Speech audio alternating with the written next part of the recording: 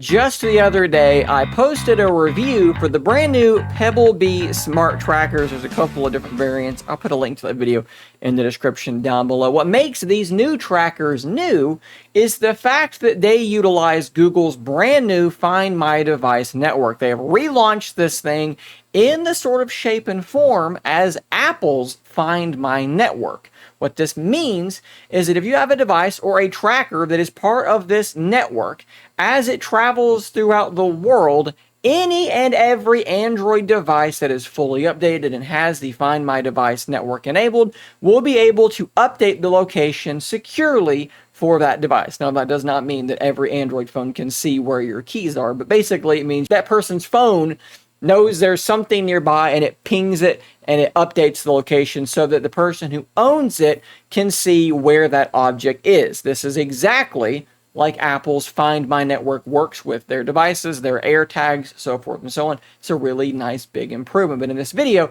we're going to dig a little bit deeper into the Find My Device network in general, because as I've been using it over the last few days, I've run into a few snags that I think need to be mentioned. So working off of my Pixel Fold, the first thing you're going to need to do is go to the Play Store and download the new Find My Device network application. Once that is installed and you open it up, get everything set up, it's pretty straightforward. You should see all of the devices where this app has been installed and where you have opted into this new network. You may have actually gotten a pop-up asking you if you want to opt into this network. In general, the setup process, and that includes the setup process with trackers like these Pebble Bee trackers I reviewed, it's gone pretty smoothly. The worst thing I've seen is with one of these Pebble Bee trackers, it didn't want to connect and I ended up having to do the reset procedure and then do it again. Luckily, the reset procedure was literally click it 3 times and then a 4th time, hold it for 10 seconds, it flashes, click it 2 more times to start up setup, and it set up just fine. So this was,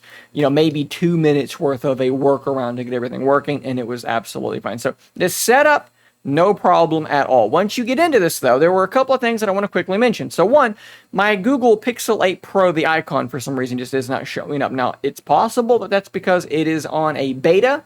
Maybe that's what's causing that problem, but it's something that I think is worth pointing out. The other thing is that, unfortunately, it might not be super clear to everyone how to remove devices from this. Now, this might not be something that a lot of people have to deal with. Most people probably don't have as many phones as I do, as many devices as I do.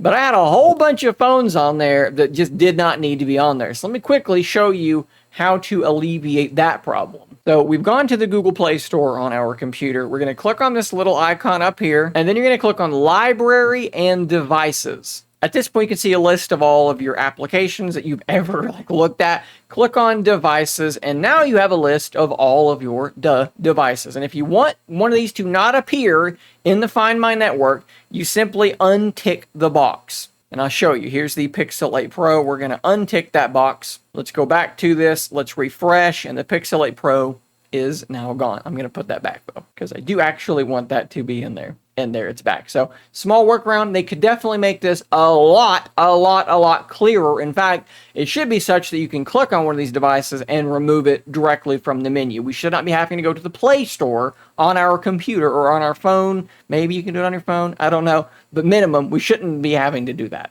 Now, of course, if you do click on one of these, and I'll click on the Pixel 8 Pro, and then I'm going to zoom way out so that you guys don't know exactly where I live. You can see that things are working just fine, right? So you can see there's the map, battery percentage. It's connected to my Wi-Fi. I can play a sound on it, which I think it's right next to me. So maybe you can hear that music playing on it right now. I just picked it up, so it stopped. That's actually pretty cool. All that stuff is working just fine. Now, I don't know if I'm going to be able to replicate this since I'm recording it. It probably won't happen, but I did notice this morning, I saw a tweet from somebody saying that their Pixel Buds Pro was not appearing in this Find My network. So, of course, I jumped in and I said, well, okay, let me see if mine is. And, of course, it was. But I clicked on my Pixel Buds Pro, and when I did, you can see here, there's no map. Shane's Pixel Buds Pro location will be shown next time you connect your headphones to your device. Now, here's the thing. These buds are in my pocket, and they were connected to my Pixel Fold yesterday.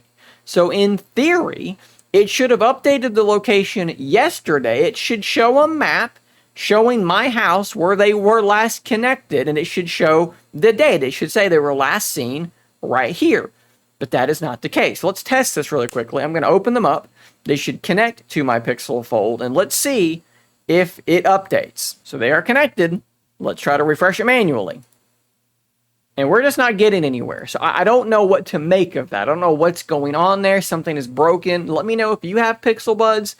Is yours broken? Is yours working? I made a video just the other day kind of asking the question of, does the Pixel ecosystem work? And I tried to make a case kind of showing a lot of the cool, like, synergistic things that, you know, Google's ecosystem can do, the Pixel Buds, the Pixel Watch, Pixel phones, Chromebooks. And this is a great example of a spot where things are not working as they should be. I will also point out that I have seen at least once or twice where I've looked at one of these Pebblebee trackers and the location has not been super current. I'm going to test this right now with my wife's wallet. Zoomed in so far, you can't possibly know where it is. It did work really, really quickly this time, so maybe that's an intermittent issue. I'm not exactly sure, but again, I've seen it before where I've checked it and I've been like, okay, that's where it was 15, 20 minutes ago. That's not where it is now. And then after a couple of minutes, it updates and it's correct. That's something that I would like to see sort of sped up a bit. But of course, that is something that could drain the battery of your phone, right? How often your phone is checking for nearby devices. And this might be something that as more and more devices around you are in the network could speed up, right? So if your phone is checking for nearby devices, let's just say every 5 minutes, but then there's 10 people around you with Android phones, and theirs are also every 5 minutes, and it's not the same 5 minutes, they're off sync from one another, that could really speed up that process, but just something to think about. I do have to say that I like the experience of finding a nearby device. You can see we've connected to it, and as I get closer to where this object is, which by the way, at any point, I can play a sound, which I can audibly hear, and that's going to direct me towards it.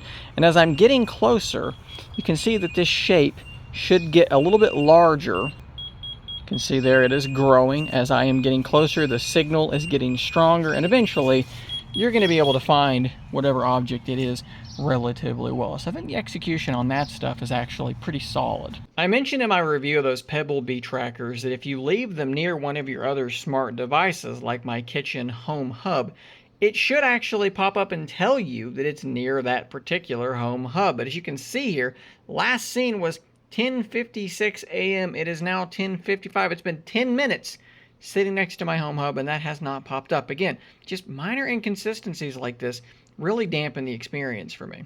All in all, I think that this is a fairly typical Google release. It's pretty good. It's got some rough edges. It's definitely not perfect. There are some other things that I would just like to see addressed. In addition to the stuff I've mentioned, if we look at the app one more time, giving myself tons of things to have to blur through this video, there's an option here to require sign-in. By default, that's how it works. You launch the app, you have to put in your Google password every time. Give me the ability to use authentication with either Face Unlock if you have an appropriately compatible Face Unlock, but also with a fingerprint scanner.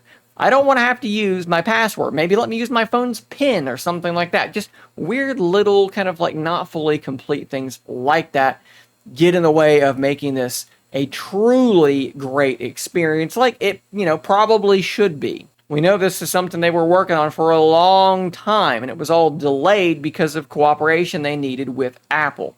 I know that might sound crazy, but the communication that they needed there, the compatibility, the interoperability almost, if you will. Basically what I mean is if there's an AirTag near you and it's traveling along with you, and it's not obviously your AirTag because you're using an Android phone, it's going to pick up that AirTag and say, there's an AirTag with you. And on the flip side, they were waiting on Apple to update their software such that if someone attaches a Pebblebee tracker to your car, your iPhone should, I believe, be able to pick that up and do the same.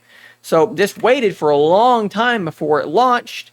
Maybe could have used that time to kind of shore some of these problems up. Again, none of them are like earth-shattering, but they are things that I think are often too typical of Google. It's the Google rough edges.